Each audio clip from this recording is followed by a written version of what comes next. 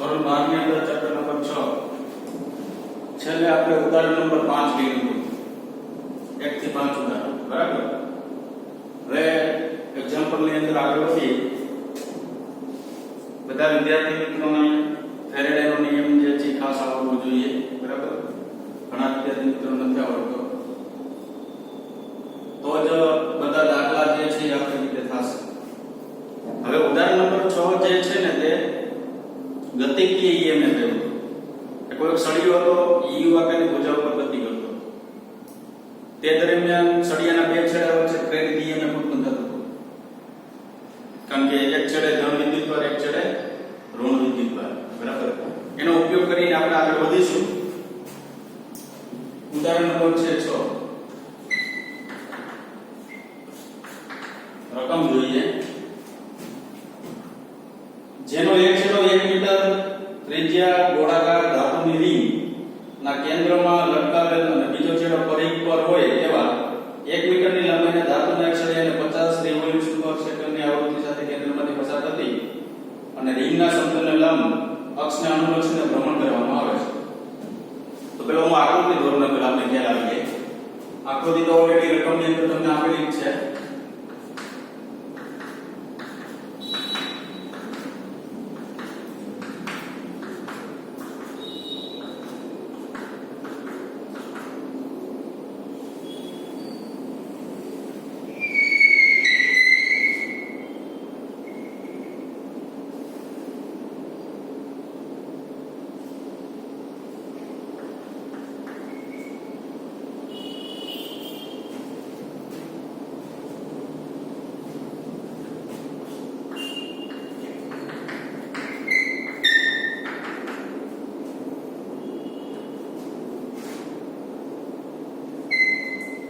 એક રિંગ છે બરાબર. એનું સમતલ ચુંબકીય ક્ષેત્રનું લંબ છે. એટલે રિંગનું સમતલ એટલે આમ ઊભું થશે.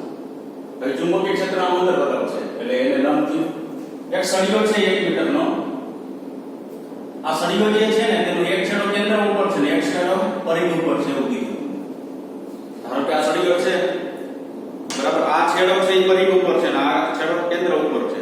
હવે તો કે સમતલને લંબ અક્ષમાંથી પસાર થતી અક્ષને અનુલક્ષીને તે વર્તુળની ગતિ કરે છે.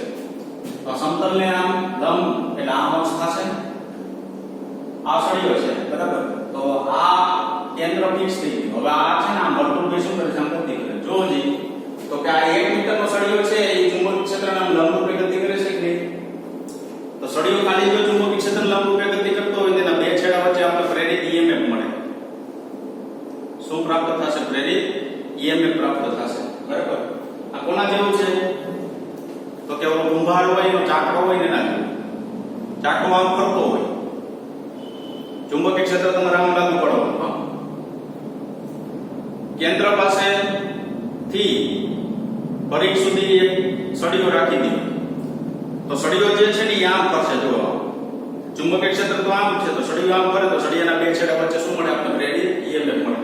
તો આગળ શું કીધું? આકૃતિ 6.11 માં અક્ષને સમાંતર એક દિશાનું અચળ અને એક સમાન ચુંબકીય ક્ષેત્ર પ્રવર્તિત છે. અક્ષને સમાંતર શું કામ? તો અક્ષ તો સમતલને લંબ આમ પસાર થતી હોય ને તો આમ અક્ષ હોય ને આમ અંદર તરફ તો જ આ સળિયો આમ ભ્રમણ કરી શકે. તો આમ અક્ષ હોય અંદર તરફની દિશામાં બરાબર. તો જ આપણે શું કહી શકાય? ચુંબકીય ક્ષેત્રની દિશામાં અક્ષ છે એવું કહેવાય. કેન્દ્ર અને ધાતુની રિંગ વચ્ચે કેટલું ઈએમએફ હશે? કેન્દ્ર એટલે આ ધાતુની રિંગ એટલે આ પરિઘ ભાગ એની વચ્ચે કેટલું ઈએમએફ હશે બરાબર. ઈ તમારે શું કરવાનું છે? મેળવવાનું છે. તો આકૃતિ જોઈએ તો આપણે આકૃતિ પણ આપેલી છે બરાબર. ધાતુની રિંગ. હવે આપણે છે ને બે રીત આપેલી છે. બીજી રીત છે ને એ થોડી અઘરી છે કારણ કે આપણે જ્યારે બોર્ડની અંદર દાખલો પૂછાય ત્યારે બંને રીત લખવી ફરજિયાત નથી. આપણે તો કોઈ એક રીતે લખવાની છે. એક રીત જે લખી એ કેવી લખવાની સહેલી બરાબર. તો સૌપ્રથમ અહીં હું અવલંબી શકું ગતિકીય ઈએમએફ પરથી ચુંબક ઈએમએફ જે છે એપ્સિલોન બરાબર BVL પરથી આપણે કેવી રીતે નક્કી કર્યું? તો કે મને આકૃતિ ઉપરથી ખ્યાલ આવ્યો અથવા આકૃતિ આકૃતિ ઉપરથી ખ્યાલ ન આવે, રકમ ઉપરથી ખ્યાલ આવવો જોઈએ.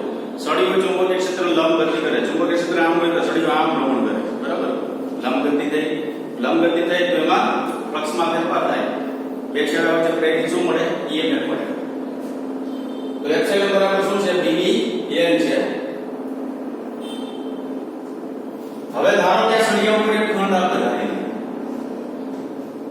સૂક્ષ્મ એક ખંડ છે, કેટલો છે? dr.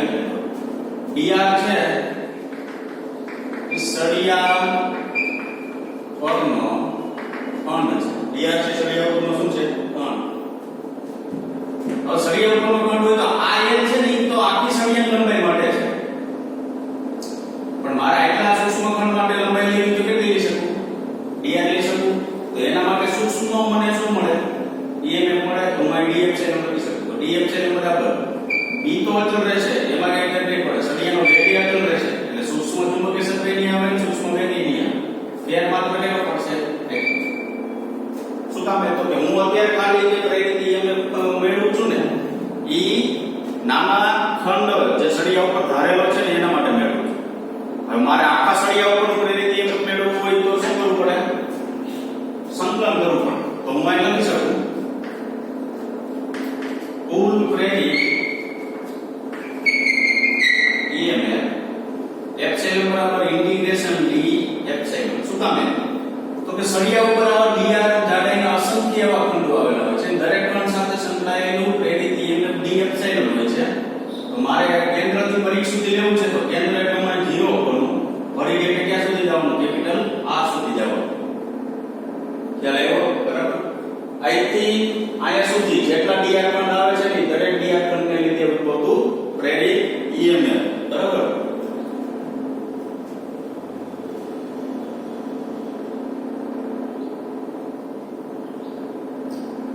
આગળ આમાં એક વસ્તુ ઉમેરવાની છે. આ b તો આપણી પાસે છે જ. જો સળિયો કોઈ અક્ષાનુલક્ષીને ભ્રમણ કરતો હોય એટલે કોણીય વેગ આવે એનો b બરાબર તમે શું લખી શકો? r omega into dr. કારણ કે dr છે તો એને વિકલન સંકલન જે છે કોના પ્રત્યે કરવું? તો કઈ dr તો r પ્રત્યે થાય. ઓમેગા તમને આપેલું છે એટલે આવું સ્ટેપ લખવું પડે. જો ડાયરેક્ટ વેગ આપેલો હોત ને તો તમે ડાયરેક્ટ આમાં કિંમત મૂકી પૂરું કરી દીધું. ક્યારે એવો ડાયરેક્ટ આપેલું નથી, ઓમેગા આપેલું છે. તો હું અહીં કિંમત મૂકું 0 થી capital R b r omega into dr.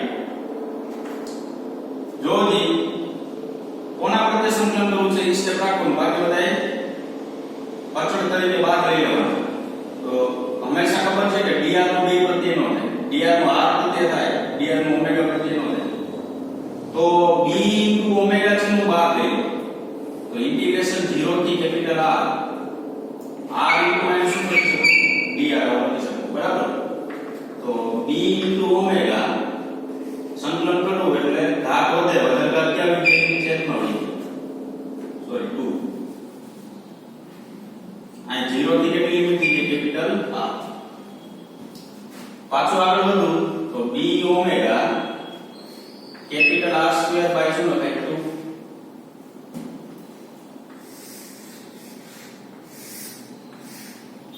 તો મને એપ્સિલોન બરાબર શું પ્રાપ્ત થશે? 1/2 b ઓમેગા r સ્ક્વેર. આ સૌથી મોસ્ટ આઈએમપી સમીકરણ છે.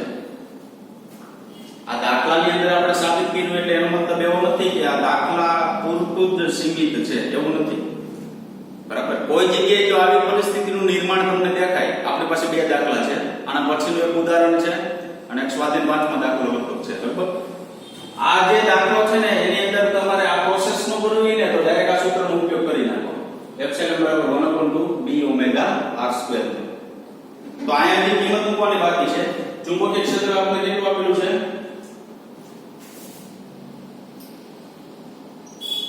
1 ટેસ્લા આપેલું છે, બરાબર.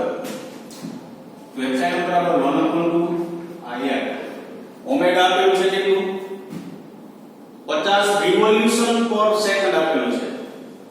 રેડિયન પર સેકન્ડમાં ફેરવું હોય તો આ 50 તો હોય જ, ગુણ્યા મારે 2π શું કરવા પડે? એની સાથે ગુણો.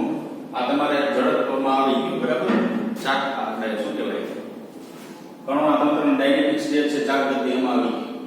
રિવોલ્યુશન પર સેકન્ડ છે તો એને મિનિટમાં સોરી રેડિયનમાં કરવા માટે 2 પાઈ વડે આપણે ગુણવા પડે. ત્રિજ્યા આપેલી છે કેટલી? 1 નો સ્ક્વેર. બરાબર. તો અહીં જવાબ આવશે 157. તો આપણે એવું કહેવાય જો આ પરિસ્થિતિ અનુસાર સળિયો જો ભ્રમણ કરતો હોય ને તો સળિયાના બે છેડા વચ્ચે અથવા સળિયા પર કેટલું પ્રેરિત EMF ઉત્પન્ન થશે? 157 વોલ્ટ જેટલું EMF ઉત્પન્ન થશે. બરાબર. હવે એના પછીનો દાખલો છે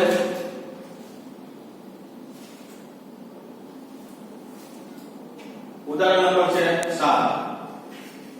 તો ડાયરેક્ટ આ સૂત્રનો જ ઉપયોગ કરવાનો. બરાબર. શું છે પરિસ્થિતિ જોઈએ. 0.5 મીટર લંબાઈના ધાતુના 10 આરા ધરાવતું એક વ્હીલ એક સ્થળ ઉપર પૃથ્વીના ચુંબકીય ક્ષેત્રના સંશ્લેષિત ઘટક Ag ને લંબ લેવા એક સમતલમાં 120 રિવોલ્યુશન પર મિનિટની ઝડપે ફરે છે. જો આ સ્થાન પર Ag એટલે પૃથ્વી ચુંબકીય ક્ષેત્ર 0.4 રોસ હોય તો ધરી અને વ્હીલના રિમ એટલે જેને તમે રિંગ કહો છો તે રિમ એટલે પરિઘમાં વચ્ચે પ્રેરિત EMF શું હશે? નોંધો કે 1 ગોસ બરાબર 10 ને -4 ફેસ. ધારો કે આ સાયકલ આમ મેં ઊભી રાખી દીધી. આ સાયકલનું ટાયર આમ ફરે. ધારો કે આ જે સ્થળે હું ઊભો છું ને ત્યાં ચુંબકીય ક્ષેત્ર સાયકલના જે આરાઓ છે ને એને આમ લંબ પસાર થાય. આમ ચુંબકીય ક્ષેત્ર પસાર થાય છે. બધા આરાઓ છે ને એ બધા આમ ફરે છે. આમ ફરે છે. બરાબર. આરાઓ અને આમ ચુંબકીય ક્ષેત્ર પસાર થાય છે. તો આરાઓ જે છે આમ ફરતા અને આમ ચુંબકીય ક્ષેત્ર જો પસાર થતું હોય તો આના જેવી પરિસ્થિતિ થઈ. બરાબર. એક વસ્તુ યાદ રાખજો. હવે તમારે શું કીધું? રિંગનું કેન્દ્ર એટલે આ કેન્દ્ર રિંગ એટલે આ બે વચ્ચે પ્રેરિત EMF આરાના પ્રેરિત EMF મેળવવાનું છે. આ સૂત્રનો ઉપયોગ કરશું. પરંતુ આમાં એક વસ્તુ યાદ રાખજો. આરાઓની સંખ્યા અહીં 10 આપેલી છે. તો અહીંયા કે EMF જે છે ને એ તમે કોઈ એક આરા માટે મેળવી લ્યો ને એ બધા આરા માટે થઈ જાય. બધા આરા માટે સરખું જ હોય. બરાબર. એક આરા માટે જ મેળવવાનું. તો એનો મતલબ એવો કે તમને 10 સંખ્યા આપેલી હોય આરાની, 20 આપેલી હોય, 30 આપેલી હોય, આરાની સંખ્યા સાથે કઈ લેવા દેવા છે નહીં. બરાબર. તો તમારે ખાલી શું કરી નાખવાનું? આ સૂત્રનો ડાયરેક્ટ ઉપયોગ કરી નાખવાનો કે આરાઓની સંખ્યા છે એ ગુણવાની નથી. તો પ્રેરિત થતું EMF એપ્સિલોન બરાબર 1/2 b ઓમેગા r સ્ક્વેર. તો એપ્સિલોન બરાબર 1/2 કેટલું ચુંબકીય ક્ષેત્ર લાગુ પડે કીધું 0.4 ગોસ. તો 0.4 * 10⁻⁻⁴ ટેસ્લા. ઓમેગા આપેલું છે જો 120 રિવોલ્યુશન પર મિનિટ આપેલું છે.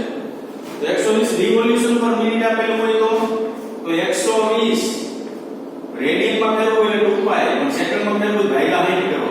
આ ખાસ ધ્યાન રાખજો. અહીંયા શું હતું ખબર છે? રિવોલ્યુશન પર સેકન્ડ હતું. એટલે ખાલી રેડિયન પર સેકન્ડમાં ફેરવા માટે 2 પાઈ ગુણી નાખો એટલે રેડિયન પર સેકન્ડ થઈ ગયું. પણ અહીંયા તમે ખાલી 2 પાઈ ગણશો ને તો એ રેડિયન પર મિનિટ થયું. પણ સેકન્ડમાં ફેરવા માટે 60 ભાગવા પડશે ગુણ્યા r ત્રિજ્યા આપેલી છે 0.5 મીટર લંબાઈના ધાતુના. લંબાઈ કીધી એટલે ત્રિજ્યા છે. જોજો શું કામ? કારણ કે આની શું હતી? સળિયાની લંબાઈ હતી 1 મીટર. પણ આ એક કેન્દ્રમાં હતો ને એક ધરી સોરી પરિઘ ઉપર હતો. પણ આ ફરશે ને આમ ત્યારે એ પોતે છે ને ત્રિજ્યા તરીકે કામ કરે. એટલે અહીંયા શું લખવાનું? 0.5 નો સ્ક્વેર. અહીં એપ્સિલોન આપણે શું પ્રાપ્ત થશે? 6.28 × 10⁻5 વોલ્ટ.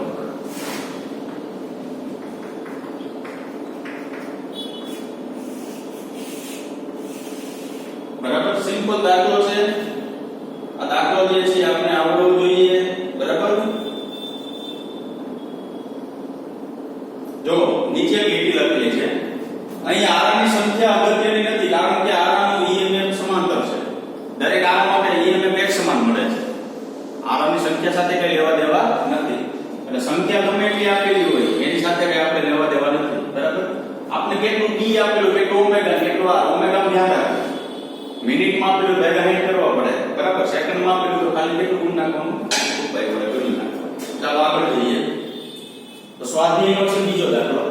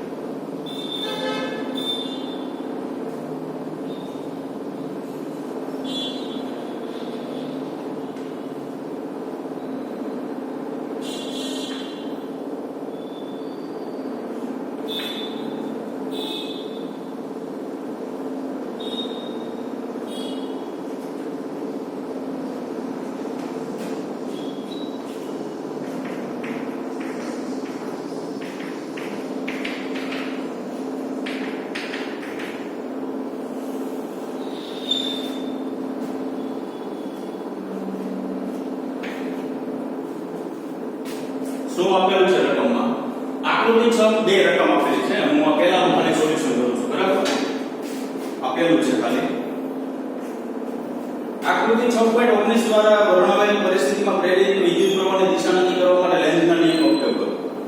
પ્રેરિત વિદ્યુત પ્રવાહની દિશા નક્કી કરવાની છે. કાલ આવી ગયું જો યાદ કરવાનું પાછું. વધતું ફ્લક્સ, ઘટતું ફ્લક્સ. વધતું ફ્લક્સ હોય તો લાગુ પાડેલા ચુંબકીય ક્ષેત્રનું વિરુદ્ધ દિશામાં પ્રવાહ લેવો અને ઘટતું ફ્લક્સ હોય તો લાગુ પાડેલા ચુંબકીય ક્ષેત્રની દિશામાં પ્રવાહ લેવો. તો પહેલી પરિસ્થિતિ શું કીધું? એક અનિયમિત આકારના તાર વર્તુળાકારમાં ફેરવાય છે.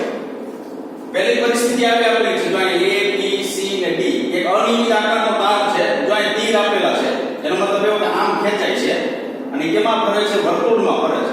તો આ વર્તુળાકારમાં શું થાય છે? એ ફરે છે. તો જો જે પેલા અનિયમિત આકારમાં નાનો હતો પેલા બરાબર એની વસ્તુ વર્તુળાકારમાં ફરે એટલે આમ વધશે એટલે તો કે પહેલા પરિસ્થિતિની અંદર ચુંબકીય ક્ષેત્ર રેખા ઓછી પસાર થતી પછી એમાંથી જ્યારે વર્તુળ બને ત્યારે પસાર થતી ચુંબકીય ક્ષેત્ર રેખાઓની સંખ્યા શું થઈ ગઈ? વધી ગઈ. તો હવે આપણે એવું કહેવાય કે આ જે લૂપ આપેલું છે એમાંથી તમે જ્યારે વર્તુળાકાર બનો ત્યારે વધતું ફ્લક્સ થી ઘટતું તો કે ઘટતું શું કામે? વધતું ફ્લક્સ શું કામે? તો કે આમાંથી જ્યારે વર્તુળ બનાવો ત્યારે આ ભાગ મોટો થાય એટલે પસાર થતી ક્ષેત્ર રેખાઓની સંખ્યા શું થાય? વધે. તો હવે પસાર થતી ક્ષેત્ર રેખાઓની સંખ્યા વધે બરાબર આમાં.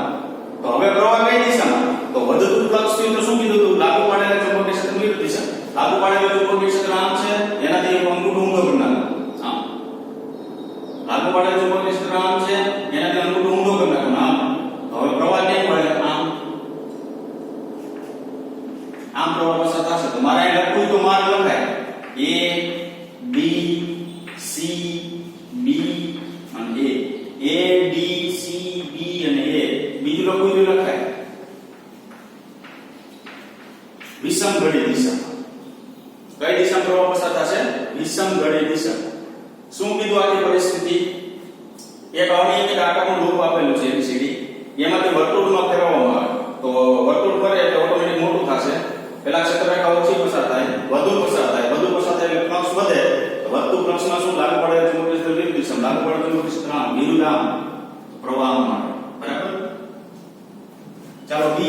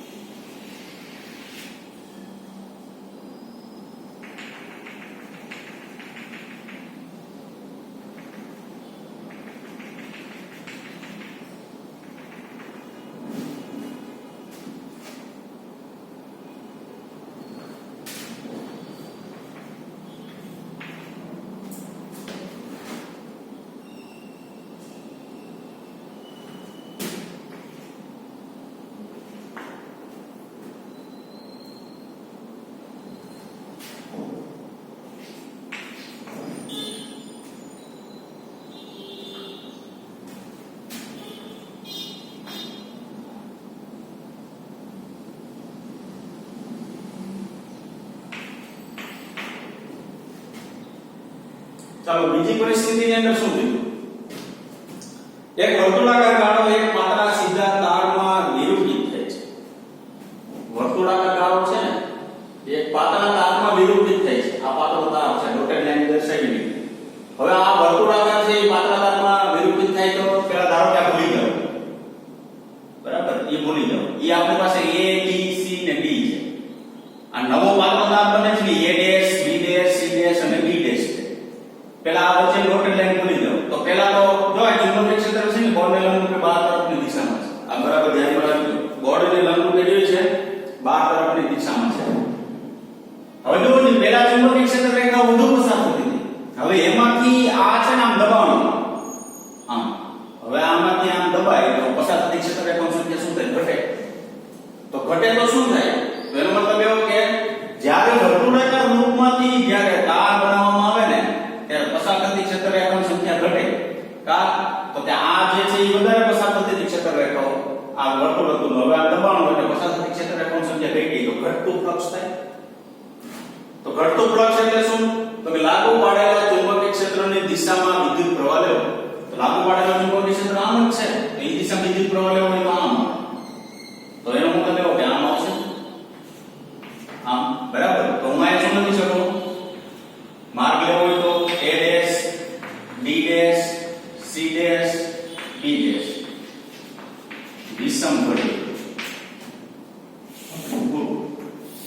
બરાબર કાઈ છે નહીં પણ જો આ છે ને 3 માર્ક્સમાં પૂછે ધારો કે તો 3 માર્ક્સમાં પૂછે તો આપણે આમાં કઈ ભૂલ ન થવી જોઈએ તમારે યાદ એટલું જ રાખવાનું છે વધતું ફ્લક્સ અને ઘટતું ફ્લક્સ વધતું ફ્લક્સ અને ઘટતું ફ્લક્સ યાદ રાખશો ને એટલે ક્યાંય તમારે વાંધો આવશે નહીં બરાબર નહીતર આની અંદર તમારે જવાબ ખોટા જ આવશે તમને તો આ એડિશન કરી પણ આ ચુંબકીય ક્ષેત્ર અંદર જતું હતું બોર્ડને લંબ કે આ ચુંબકીય ક્ષેત્ર બોર્ડને લંબ કેવું આવે છે બહાર તરફની દિશામાં આવે છે બરાબર સ્વાધ્યાયનો ત્રીજો દાખલો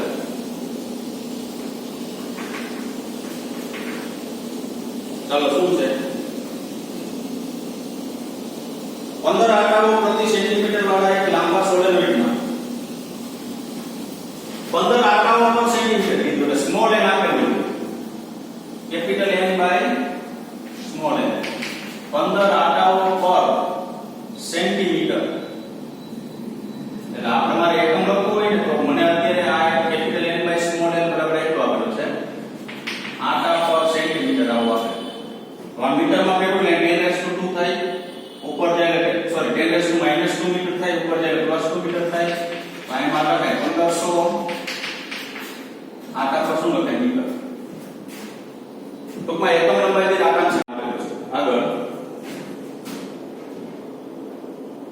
તેની અક્ષને સમાંતર સોલેનોઇડની અંદર 2 સેન્ટીમીટર સ્ક્વેર ક્ષેત્રફળ ધરાવતા એક નાનો ગાળો મૂકેલો છે આમ સોલેનોઇડ છે એની અક્ષ આમ છે ને સોલેનોઇડ આમ હોય તો એની અક્ષ આમ હોય એને સમાંતર એક ગાળો મૂકેલો છે ગાળો એટલે કે લોખંડ કે વસ્તુ મૂકેલી હશે બરાબર સમાંતર અક્ષને જો સોલેનોઇડમાં વહેતો પ્રવાહ 1 સેકન્ડમાં 2 એમ્પિયર થી 4 એમ્પિયર સ્થાયી રીતે બદલાય તો સ્થાયી એટલે સ્થિર રીતે સતત 1 સેકન્ડમાં 2 થી 4 થાય 2 થી 4 બરાબર 2 એમ્પિયર થી 4 એમ્પિયર થઈ જાય તો વિદ્યુત પ્રવાહમાં ફેરફાર વખતે એટલે 2 થી 4 એમ્પિયર થાય તે વખતે પ્રેરિત EMF કેટલું હશે વિદ્યુત પ્રવાહનો સમય સાથે જે ફેરફાર છે કારણ કે એકમ સમયમાં વિદ્યુત પ્રવાહમાં થતો ફેરફાર એકમ સમયમાં એટલે તો 1 સેકન્ડમાં 2 એમ્પિયર થી કેટલો થાય છે 4 એમ્પિયર થાય તે દરમિયાન પ્રેરિત શું મેળવવાનું છે EMF મેળવવાનું છે તો આપણે પહેલી વસ્તુ કે ક્ષેત્રફળ આપેલું છે જો અંદર જે સોલેનોઇડની અંદર 2 સેન્ટીમીટર સ્ક્વેરનો જે પદાર્થ આપેલો છે એનું ક્ષેત્રફળ એ બરાબર 2 સેન્ટીમીટર સ્ક્વેર 2 × 10⁻⁴ મીટર સ્ક્વેર પછી શું આપેલું છે સમય સાથે પ્રવાહનો ફેરફાર di/dt તો જો જે અંતિમ ચાર્જ થાય છે પ્રારંભિક 2 કારણ કે 2 માંથી 4 સેકન્ડ થાય છે 2 માંથી 4 થતી તો 4 - 2 સમય કેટલો 1 સેકન્ડ તો આ તમારી પાસે જવાબ આવશે 2 એમ્પિયર પર સેકન્ડ આવશે આનો ઉપયોગ આવે છે એટલે આ લખ્યું અથવા તમારે એવું કહી શકાય કે સમય સાથે વિદ્યુત પ્રવાહનો ફેરફાર આપેલો છે એટલે di/શું લખી શકાય અહીંયા dt લખી શકાય હવે એપ્સિલોન બરાબર ફેરાડેના નિયમ ઉપરથી d∅/dt લેન્ઝના નિયમનો ઉપયોગ કરવો તો માઇનસ શિક્ષાની આવે બરાબર કે જરૂરી નથી મોટા ભાગે પ્લસ લેશું d/dt b * a આમ લખાય અને પ્લસ બરાબર બાય b * a સોલેનોઇડનું ચુંબકીય ક્ષેત્ર છે ને આમ હોય એનું ક્ષેત્રફળ સદિશ e દિશામાં હોય બે વચ્ચે ખૂણો 0 હોય ડાયરેક્ટ અહીં શું લખી નાખ્યું b * a લખી નાખ્યું સોલેનોઇડ માટે ચુંબકીય ક્ષેત્રમાં લખ્યું તો d/dt μ0 સ્મોલ ni * a આવું લખી શકજો d/dt μ0 સ્મોલ ni * a તો μ0 સ્મોલ n કેપિટલ A આઈ એમ બીજું di/dt જો જે μ0 અચળ એકમ બાબતે આટલા સંખ્યા છે વિદ્યુત પ્રવાહ છે સોરી ક્ષેત્રફળ છે di/dt છે બધાની કિંમત આપી દીધો તો એપ્સિલોન બરાબર 4/10⁻⁴ 7 n એટલે 1500 એ એટલે 2 ગુણ્યા 10 ની માઈનસ 4 ગુણ્યા 2 એમ્પિયર પર સેકન્ડ આટલું આવશે બરાબર કિંમત બધી મૂકી દીધી 7.53 ગુણ્યા 10 ની માઈનસ 6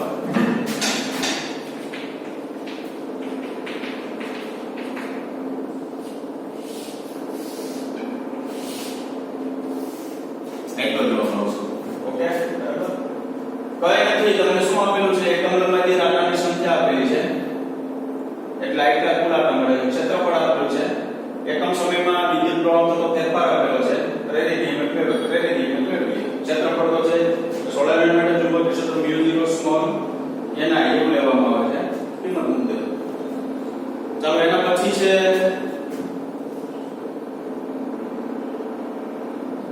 સ્વાધ્યાયનો ચોથો દાખલો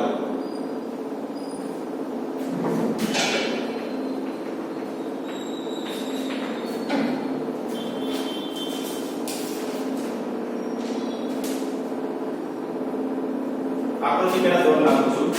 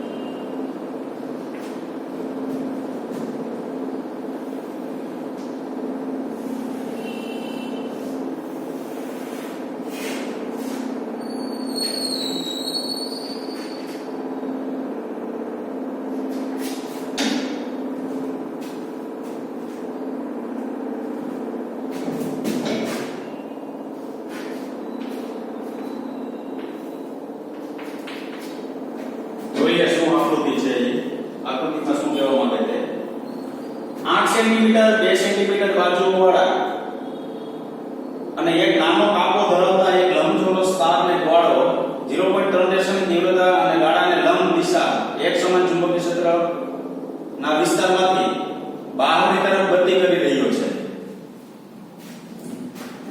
એક ગાળો એવો લીધો કે એમાં કાપો છે બે છેડા એ લંબચોરસ ગાળો છે એમાં પહોળાઈ 2 સેન્ટીમીટર લંબાઈ 8 સેન્ટીમીટર છે બરાબર ચુંબકીય ક્ષેત્રને લંબ એટલે ચુંબકીય ક્ષેત્રની ગાળાના લંબ લાગુ પડેલું છે અંદર તરફ હવે શું કીધું એને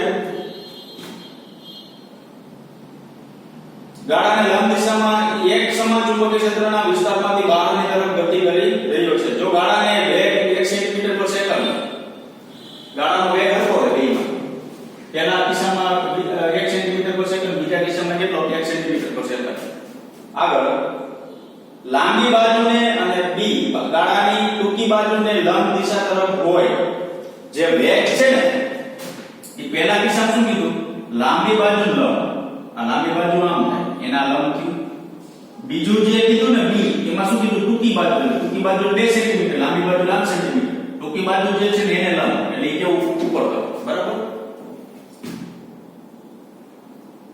તો આ કાપાના છેડા વચ્ચે ઉત્પન્ન EMF કેટલું હશે પ્રત્યેક દિશામાં પ્રેરિત વોલ્ટેજ કેટલા સમય માટે રહેશે આ કાપાના બે છેડા વચ્ચે પ્રેરિત EMF મેળવવાનું છે અને કેટલા સમય સુધી બે છેડા વચ્ચે પ્રેરિત EMF આપણને મળશે એટલે એના માટે શું મેળવવાનું સમય આખી પરિસ્થિતિનું નિર્માણ લીધું એટલે લંબચોરસ લૂપ આપેલું છે એની પહોળાઈ એટલી છે લંબાઈ એટલી છે એને લંબ ચુંબકીય ક્ષેત્ર લાગુ પાડવામાં આવે ચુંબકીય ક્ષેત્ર લંબ વેગ છે એક મોટી બાજુ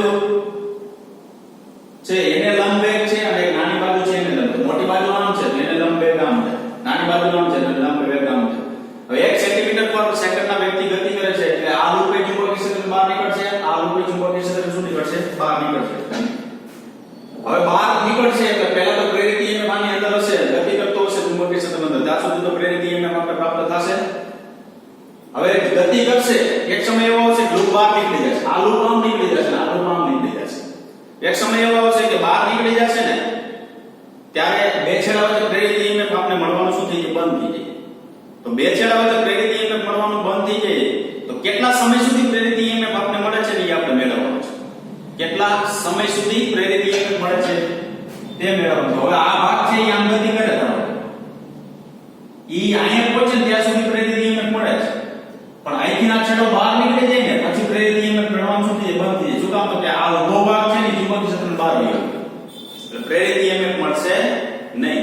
એવી રીતના આ ભાગ ઉપર જશે એટલે આ ભાગ જે છે એ ચુંબકીય ક્ષેત્રની બહાર નીકળી જાય ને પછી પ્રેરિત EMF મળવાનું શું થઈ જાય? બંધ થઈ જાય. બરાબર? તો અહીંથી અહીંયા પહોંચે તે દરમિયાન પ્રેરિત EMF મળે છે, તેના માટે શું લેવાનું છે? આપણે સમય લેવાનો છે. જોઈએ એટલે આગળ વધીએ. કેટલી વસ્તુ આપેલી છે? તો કે લંબાઈ આપેલી છે, પહોળાઈ આપેલી. લંબાઈ આપેલી 8 સેન્ટીમીટર એટલે 8 ગુણ્યા 10 ની માઈનસ 2 સેન્ટીમીટર. પહોળાઈ આપેલી છે 2 સેન્ટીમીટર 2 ગુણ્યા 10 ની માઈનસ 2 મીટર. પછી શું આપેલું છે? વેગ 1 સેન્ટીમીટર પર સેકન્ડ.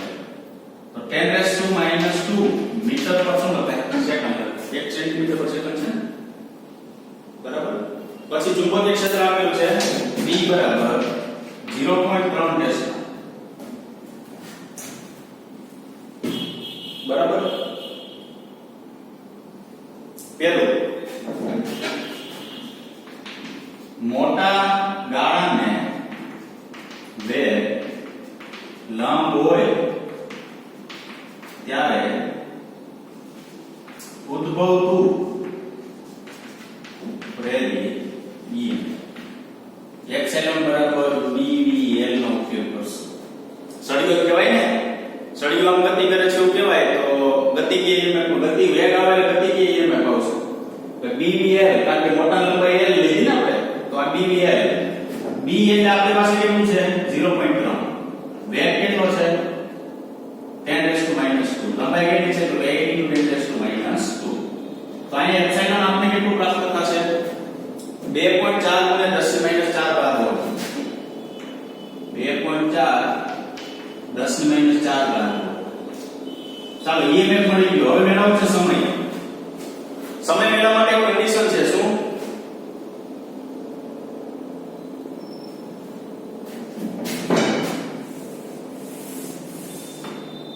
એક મિનિટ બરાબર.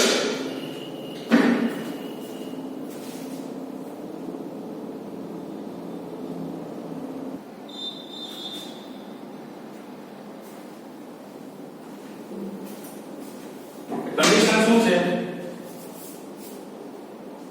તો કે નાનો ગાળો ચુંબકીય ક્ષેત્રની બહાર ન નીકળે ત્યાં સુધી પ્રેરિત EMF મળશે. આ અત્યારે ભૂલી જાઓ, બી ભૂલી જાઓ. બે આકૃતિને એકની અંદર કોમ્બિનેશન દર્શાવ્યું છે. આપણે અત્યારે વાત કરી છે એની. હવે આ ભાગ છે આમ આગળ આગળ લઈ આવો. હવે નાનો ગાળો છે ને એ ચુંબકીય ક્ષેત્રની બહાર ન નીકળે ત્યાં સુધી પ્રેરિત EMF મળે. હવે નાનો ગાળો બહાર નીકળી ગયો એનો મતલબ એવો કે મોટી સાઈડ બહાર નીકળી ગઈ. આ માયલા કરતા હોય તમે બરાબર. મોટી સાઈડ બહાર નીકળે એટલે નાનો ગાળો બહાર નીકળી ગયો. શું કીધું? નાનો ગાળો ચુંબકીય ક્ષેત્રની બહાર ન નીકળે ત્યાં સુધી પ્રેરિત EMF મળશે. તો મોટો ગાળો બહાર નીકળે એટલે નાનો ગાળો ઓલરેડી નીકળી ગયો તો આ બે છેડા વચ્ચે પ્રેરિત EMF મળવાનું સુધી બંધ થઈ જાય. તો બંધ થઈ જાય એનો મતલબ એવો કે આ બે છેડા વચ્ચે પ્રેરિત EMF મળશે નહીં. મેં તમને અગાઉ કીધું હતું કે બાહ્ય ચુંબકીય ક્ષેત્રની બહાર નીકળી જાય ને પછી પ્રેરિત EMF નહીં મળે. ક્યારે નહીં મળે? તો કે નાનો ગાળો બહાર નીકળે ને ત્યાર પછી નહીં મળે. આગળ વધીએ. સમય નાના ગાળાનું અંતરના છેદમાં 2. નાના ગાળાનું અંતરના છેદમાં 2. તો નાના ગાળાનું જે અંતર છે એ આપણી પાસે કેટલું છે? 2 × 10⁻². અને વેગ કેટલો છે? 10⁻². આ કેન્સલ થઈ જાય. કેટલો મળે? 2 સેકન્ડ મળશે બરાબર. તો મારા છેલ્લે શું લખી શકાય? 2 સેકન્ડ સુધી પ્રેરિત EMF રહેશે. 2 સેકન્ડ સુધી પ્રેરિત EMF રહેશે. આ ભાગ જે છે આ બહાર નીકળશે બરાબર. તો આપણે એવું કહેવાય કે બહાર નીકળશે તે દરમિયાન તો કે આ હેલો જશે પણ કેટલા સેકન્ડ સેકન્ડ સુધી તો 2 સેકન્ડ સુધી કારણ કે નાનો ગાળો ના અંતર પ્રમાણેનો વેગ તો આપણી પાસે છે અંતર લઈ લીધું એટલે ખબર પડી ગઈ કેટલા સમય સુધી આમ ગતિ કરશે તો 2 સેકન્ડ સુધી 2 સેકન્ડ પછી પ્રેરિત EMF મળવાનું શું થઈ જશે બંધ થઈ જશે એટલે 2 સેકન્ડ પછી પ્રેરિત EMF મળશે નહીં એવી રીતના B હવે આની વાત કરી તો નાના ગાળાને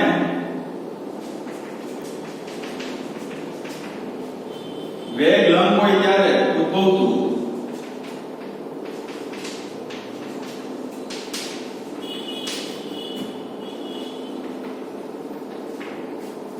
પ્રેરિત EMF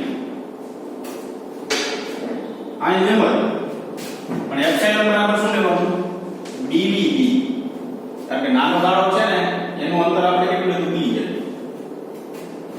તો ચુંબકીય ક્ષેત્ર આપણી પાસે 0.3 10 ની -2 વેગ b છે આપણી પાસે કેટલું 2 ગુણ્યા 10 ની -2 આનો જવાબ આપણને મળશે 0.6 ગુણ્યા 10 ની -4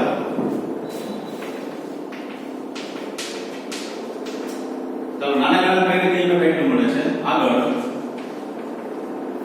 સોરી મોટો ગાળો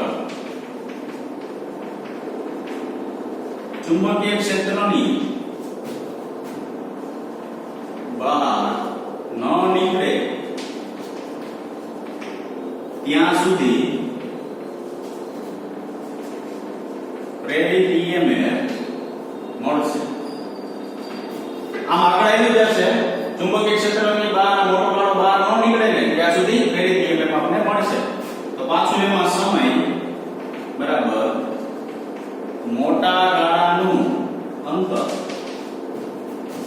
છેદમાં વેગ તો મોટા ગાળાનું અંતર 8 × 10 ની -2 વેગ કેટલો 10 ની -2 કેટલું મળશે 8 સેકન્ડ તો મારે અહીં શું કહેવાય 8 સેકન્ડ સુધી પ્રેરિત EMF રહેશે હવે જો ઓલો સમય ઓછો મળ્યો આ સમય વધુ મળ્યો શું કામ કારણ કે આ નાનો ગાળો બહાર નીકળે ચુંબકીય ક્ષેત્રની તે દરમિયાન 2 સેકન્ડ જેટલો સમય મોટો ગાળો બહાર નીકળે તે દરમિયાન 8 સેકન્ડ શું કામ બેનો વેગ તો બરાબર છે પરંતુ જો તો આ નાનો ગાળો જે છે ને એનું અંતર ઓછું છે અંતર ઓછું હોય તો બહાર નીકળવા માટે સમય ઓછો લે આનો અંતર વધુ છે બહાર નીકળવા માટે સમય કેવો લે વધુ સમય ખ્યાલ આવ્યો કે નહીં બરાબર હું એમ કહું કે આ 2 છે 2 મીટર એનું આ 4 ગણું છે 2 છે એનું આ કેટલું છે 4 ગણું છે તો મને આમાં 2 સેકન્ડ મળતું હોય તો આનો સમય 4 ગણો મળે ને તો આ 2 સેકન્ડ છે તો આ સમય કેટલો મળ્યો 4 ગણો થશે બરાબર તો આ દાખલો જે છે ઈ સિમ્પલ દાખલો છે અને ફેર માત્ર શું છે એમાં એકમાં લંબ ઉપર તરફ લઈ જવામાં આવે છે એકમાં કેવું લઈ જવામાં આવે છે નીચે તરફ લઈ જવામાં આવે છે બરાબર એટલું ધ્યાન આની અંદર રાખવાનું છે ચાલો એના પછી એક દાખલો છે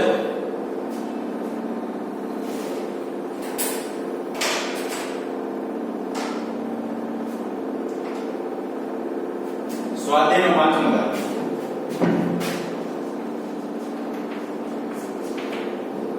શું છે રકમ 1 મીટર લાંબા ધાતુના સળિયાને લંબ અને તેની કોઈ એક છેડામાંથી પસાર થતી અક્ષના અનુલક્ષે 400 રેડિયન પર સેકન્ડની કોણીય આવૃત્તિ સાથે ભ્રમણ કરવામાં આવે છે તો આ સળિયાના બીજા છેડે વર્તુળાકાર ધાતુની રીંગ સાથે સંપર્કમાં છે તો અક્ષને સમાંતર 0.5 ટેસ્લાનું અચળ અને એક સમાન ચુંબકીય ક્ષેત્ર દરેક સ્થળે અસ્તિત્વ ધરાવે છે તો આ કેન્દ્ર અને આ રીંગ વચ્ચે ઉત્પન્ન થતું પ્રેરિત EMF ની ગણતરી કરો આ સૂત્ર એવું ઉપરથી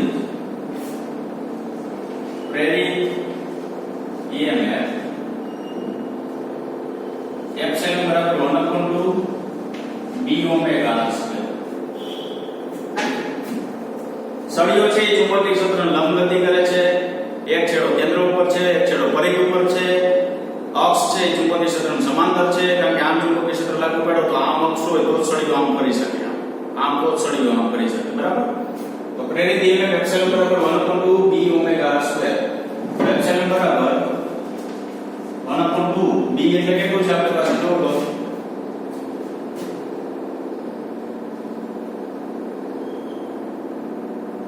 0.5 ટેસ્લા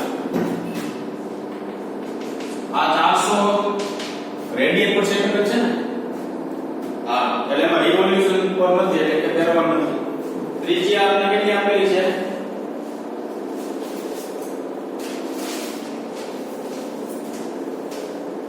1 એનો સ્ક્વેર. તો એપ્સિલોન બરાબર શું મળશે આપણને? 100 વોલ્ટ મળશે. બરાબર? કે સળિયો જે છે એ ચુંબકીય ક્ષેત્ર લંબરૂપે જ્યારે ગતિ કરે છે ત્યારે બે છેડા વચ્ચે ઉદ્ભવતું પ્રેરિત EMF કેટલું મળશે આપણને? 100 વોલ્ટ મળશે. તો આજે આપણે આ લેક્ચરની અંદર શું જોયું? તો કે ઉદાહરણ નંબર 6 જોયું, 7 જોયું, સ્વાધ્યાય બીજો દાખલો, ત્રીજો દાખલો, ચોથો દાખલો અને પાંચમો દાખલો. બરાબર? અહીં સુધી રાખીશું આપણે. Thank you very much.